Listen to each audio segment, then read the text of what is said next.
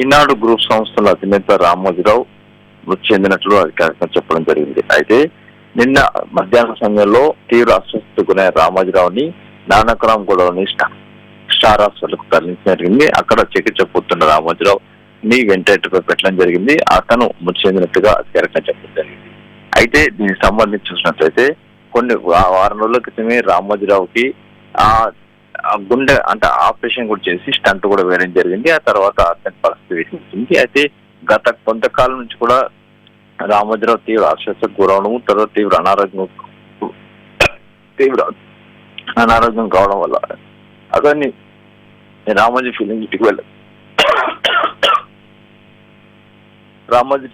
వెళ్ళకుండా ప్రస్తుతానికి ఇక్కడే జూబ్లీస్ లోని కిరణ్ ఇంట్లోనే ఉంటున్నాడు. ఇక్కడే ఉండి ట్రీట్మెంట్ చేసుకుంటాడు.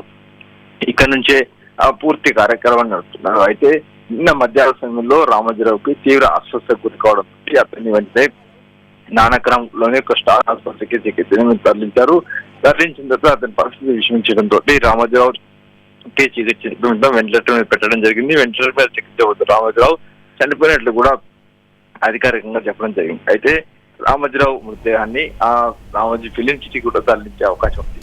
అయితే గత కొంతకాలం నుంచి తీవ్ర అస్వస్థతకు తీవ్ర అనారోగ్యం పొందిన రామోజీరావు కనీసం కదలే స్థితిలో మంచానికే పూర్తిగా స్థాయిలో పరిమితమై ఉన్నాడు. అయితే రామోజీరావు సంబంధించి చూసినట్లయితే మీడియా టైకూన్ కావచ్చు, లేకుంటే రామోజీ ఫిలిమ్స్ తో పాటు ఈనాడుతో పాటు ఈటీవీ లాంటి సంస్థలు కూడా ఏర్పాటు చేసి కొన్ని వేల మంది కూడా ఉద్యోగ అవకాశాలు కల్పించడం జరిగింది. అయితే రామోజీరావు ఇప్పటికీ మీడియా టైకూన్ గా ఉంటూ మొత్తంగా దేశవ్యాప్తంగా కూడా అన్ని సంస్థలు కూడా ఒక ఆదర్శంగా నిలవడం జరిగింది. రామోజీరావు సంబంధించి ఇప్పటికీ పూర్తి స్థాయిలో ఇంకా అటు కుటుంబ సభ్యులు ఇప్పటికీ బయటికి హాస్పిటల్ నుంచి ఇంకా బయటికి రాలేదు. వాళ్ళు వచ్చి కూడా పూర్తి సమాచారం కూడా చెప్తారని చెప్తున్నారు. అయితే నిన్న మధ్యాహ్నం నుంచి కూడా తీవ్ర ఆందోళనకు గురైన వాళ్ళ కుటుంబ సభ్యులు, ఆ మీడియా సంస్థ సభ్యులు వాళ్ళంతా కూడా అసలు ఏం జరుగుతుందన్న విషయంగా తెలియక అందరూ కూడా హైరాణ పడ్డారు.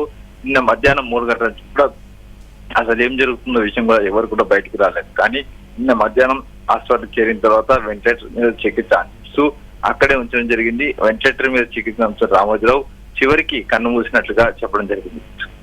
ప్రస్తుతానికి రామోజీరావు మరణించారని చెప్పి అటు అధికారిక వర్గాలు కూడా చెప్పడం జరిగింది. దీనికి సంబంధించి ఈనాడు సంస్థలు కూడా ప్రకటన చేయడం జరిగింది. కాబట్టి దీనికి సంబంధించి ఫర్దర్ గా కుటుంబ సభ్యులు అటు రామోజీరావు పార్థివ దేహాన్ని అటు రామోజీ ఫిలిం సిటీకి తరలిస్తారా, లేకుంటే వేరే ఎక్కడైనా తరలించి అంత్యక్రియలు జరుపుతారా అనే విషయం కూడా ఇంకా స్పష్టంగా తెలియాల్సిన అవసరం ఉంది. ప్రస్తుతానికైతే రామోజీరావు నిన్న మధ్యాహ్నం తీవ్ర అస్వస్థతకు గురి కావడంతో స్టార్ హాస్పిటల్లో చేర్పించారు. అక్కడ వెంటిలేటర్ మీద చికిత్స పొందిన రామోజీరావు మృతి చెందడం జరిగింది.